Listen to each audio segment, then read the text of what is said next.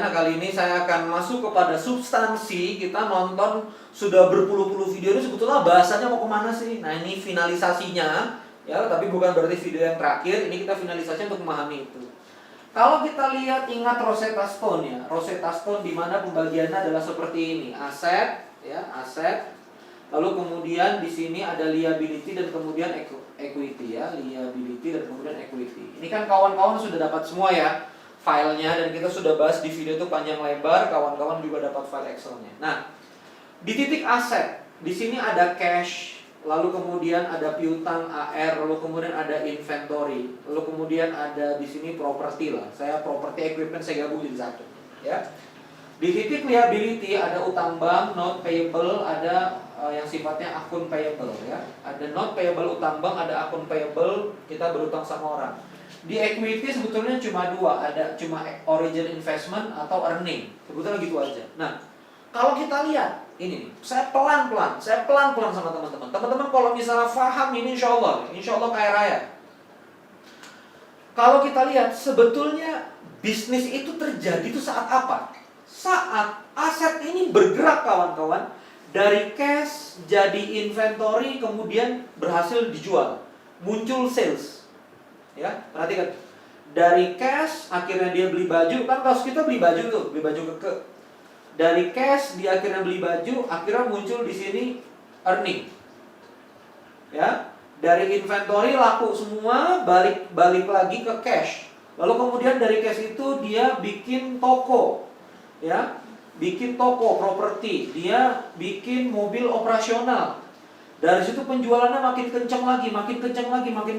Ini kenapa ini diberi nama kolom aktiva? Nah, iki loh. Maksudnya kenapa diberi nama kolom aktiva? Kenapa diberi nama kolom aset? Karena dia harus aktif mengenerate sales. Gitu. Sehingga di sininya plus. Ada min dikit cost, nanti plus. Sehingga at bottom of line kita ketemu namanya profit. Yang nanti secara berat bisnisnya ini makin berat. Dari skematik yang sederhana ini, akhirnya kita tahu teman-teman bahasanya sangat-sangat sederhana sekali, bahwa aset, yang namanya aset itu kawan-kawan sekalian, adalah sebuah sesuatu yang bergerak, yang mana si aset itu harus mengenerate namanya sales. Nah, makanya ini harus final dulu gitu. Maksudnya final itu kita sebut aset itu adalah yang dia mengenerate sales. Memang ya, aset sama dengan hutang plus equity, berarti hutang besar, aset tinggi gitu. Ada yang nyebut, oh berarti kalau hutangnya 10 miliar itu berarti asetnya 10 miliar. Bentar dulu gitu loh. Hutang 10 miliarnya kemana larinya? Jadi aset? Enggak. Lalu kemudian mengenerate sales? Enggak. Kalau dihutangin 10 miliar terus habis ke Lamborghini untuk dipakai individu atau dipakai secara personal, kan repot juga gitu. Tapi kalau misalnya dibeliin dagangan atau tetap dibeliin Lamborghini tapi Lamborghini-nya didagangkan, nah itu sales gitu loh. Jadi 10 miliar kalau dibelikan Lamborghini untuk dipakai sendiri gak dibuat sales, itu jadinya liability. Tapi kalau misalnya punya Lamborghini memang dijual lagi Lamborghini-nya, memang jual beli Lambo, ya oke, sales gitu loh. Dia aset. Nah, sehingga aset itu adalah cash, barang, properti, dan segala macam things and stuff yang ada di bisnis kita yang bergerak mengenerate sales. Itu final. Nah, sales itu kawan-kawan sekalian harus meng-create namanya profit. Dari sales itu kita tuntut dia untuk menghasilkan profit. Tapi profit itu just a theory. Profit itu hanya sekedar teori. Profit itu hanya sekedar teori. Karena kita nggak bisa bayar, saya bayar makan di warteg pakai profit ya, nggak bisa. Bayar makan di warteg itu pakai cash. Profit ini harus bisa diejawantahkan menjadi cash. Kalau kita belajar tuh di week-week yang 3 week itu, betapa kita bisa melihat kalau misalnya ternyata Orang sudah mencetak profit, cashnya ada, lalu kemudian dia belanja lagi baju. Kayak profit itu tetap ada loh.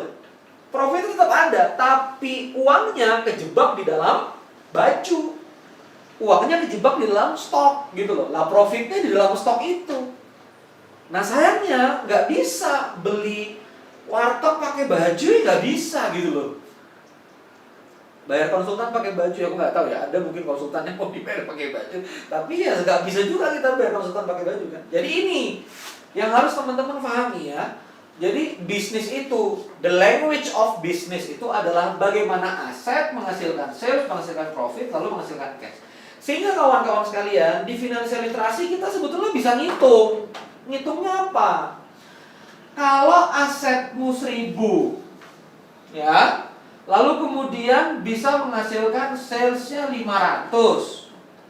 Lalu kemudian profitnya dari sales 500 itu 300. Ya. Ternyata dari 300 itu cash yang bisa di-generate hanya 200 misalnya. Nah ini bisa kelihatan efektifnya.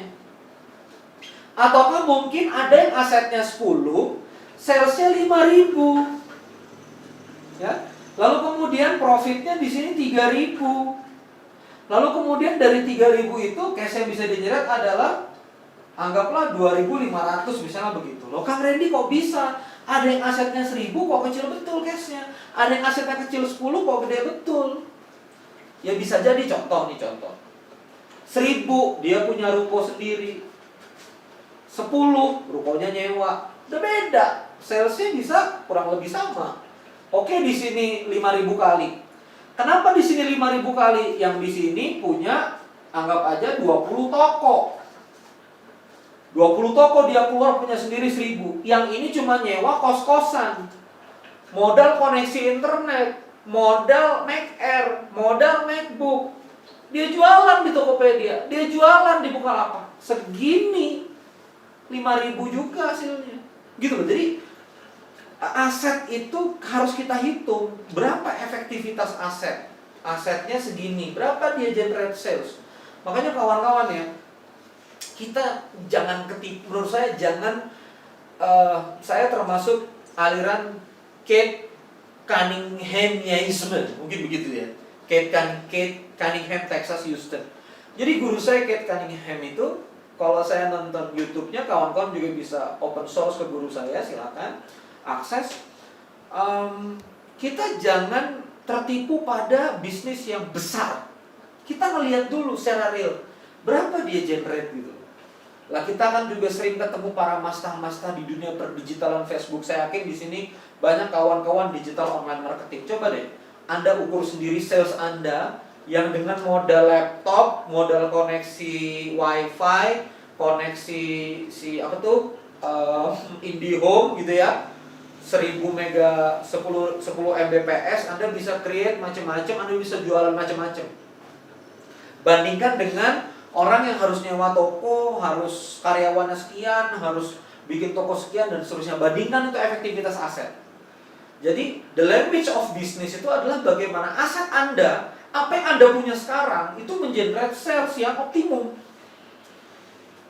Makanya kalau saya iseng bicara sama teman-teman, cita-cita saya jadi CEO BUMN. BUMN itu berapa asetnya Pak?